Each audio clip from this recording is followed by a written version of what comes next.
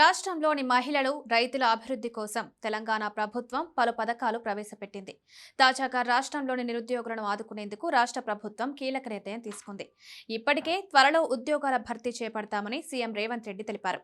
ఈ మేరకు అధికారులు ప్రణాళికలు సిద్ధం చేస్తున్నారు. త్వరలోనే జాబ్ క్యాలెండర్ కూడా విడుదల కానుంది. ఈ క్రమంలో కాంగ్రెస్ ప్రభుత్వం మరో కీలక నిర్ణయం తీసుకుంది. తెలంగాణ ఉద్యమం జరిగిందే నీళ్లు, నియామకాలు, నిధులు అంశాలపైన.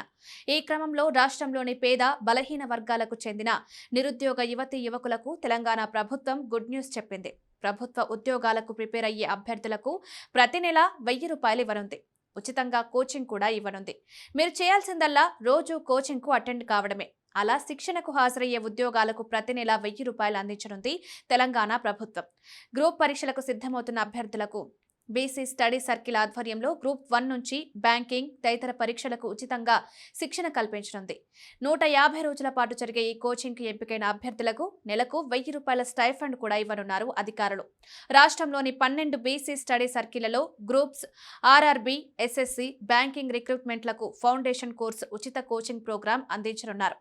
ఆగస్టు 25 నుంచి 150 రోజుల పాటు కోచింగ్ ఇవ్వనున్నట్లు BC study circle director D Srinivasareddy ఇటీవల తెలిపారు.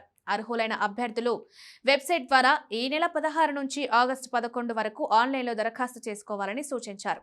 అభ్యర్థులు ఏదైనా డిగ్రీ పూర్తి చేసి తల్లిదండ్రుల వార్షిక ఆదాయం గ్రామీణ ప్రాంతంలో 1.5 లక్షల రూపాయలు, పట్టణ ప్రాంతాల్లో 2 లక్షల లోపు కలిగి ఉండాలన్నారు.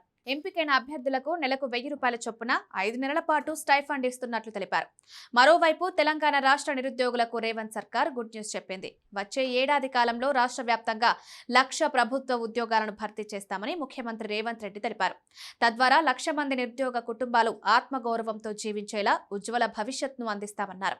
ఇటీవల సూర్యాపేట, తుంగతుర్తి నియోజకవర్గంలోని తిరుమలగిరిలో కొత్త రేషన్ కార్డుల పంపిణీ సందర్భంగా ఏర్పాటు చేసిన బహిరంగ సభలో రేవంత్ ఈ వ్యాఖ్యలు చేశారు.